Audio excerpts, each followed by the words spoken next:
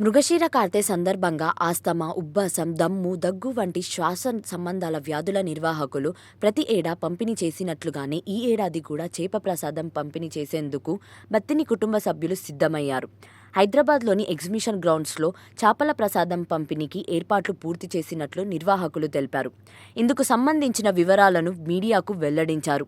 ఈ ఏడాది మృగశిర కార్తె జూన్ 8వ తేదీన శనివారం ఉదయం 11 గంటలకు ప్రవేశిస్తున్న సందర్భంగా ఆ సమయం నుంచే చేప మందును పంపిణీ చేయనున్నట్లు నిర్వాహకులు వెల్లడించారు. జూన్ 8న ఉదయం 11 గంటల నుంచి తర్వాతి రోజు జూన్ 9వ తేదీ ఉదయం 11 గంటల వరకు నాంపల్లి ఎగ్జిబిషన్ గ్రౌండ్లో చేప ప్రసాదం పంపిణీ చేయనున్నట్లు నిర్వాహకులు స్పష్టం చేశారు. చేప ప్రసాదాన్ని భక్తులకు పూర్తి ఉచితంగా అందిస్తామని తెలిపారు. భక్తుల సౌకర్యార్థం పలు ఫౌండేషన్ల సహకారంతో 24 గంటల పాటు వైద్య సేవ, భోజన సౌకర్యం, మంచినీటి సరఫరా చేయనున్నట్లు. అయితే ఆస్తమా, ఉబ్బసం, దమ్ము, దగ్గు వంటి శ్వాస సంబంధ వ్యాధుల నిర్వాహకులు చేప మందు ప్రసాదాన్ని అందిస్తున్నామని నిర్వాహకులు తెలిపారు. చేప ప్రసాదం పంపిణీకి గత ప్రభుత్వాలు అన్ని ఏర్పాట్లు చేసిన విధంగానే ఈ ప్రభుత్వాన్ని కూడా తగిన ఏర్పాటు చేయాలని కోరామని తెలిపారు. సానుకూలంగా స్పందించిన ప్రభుత్వం చేప ప్రసాద పంపిణీకి భక్తులకు ఎటువంటి ఇబ్బందులు లేకుండా అన్ని ఏర్పాట్లు చేసినట్లు నిర్వాహకులు వివరించారు.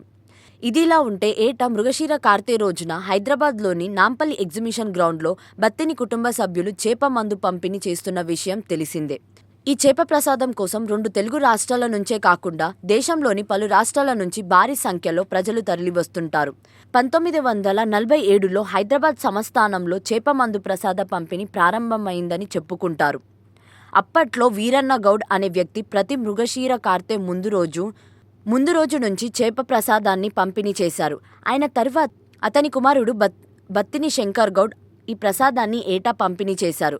ఆ తర్వాత శంకర్ గౌడ్, సత్యమ్మ దంపతుల 5గురు కుమారులలో బత్తిని హరినాథ్ గౌడ్, బత్తిని ఉమామహేశ్వర్ గౌడ్ కలిసి చేప ప్రసాదాన్ని పంపిణీ చేశారు.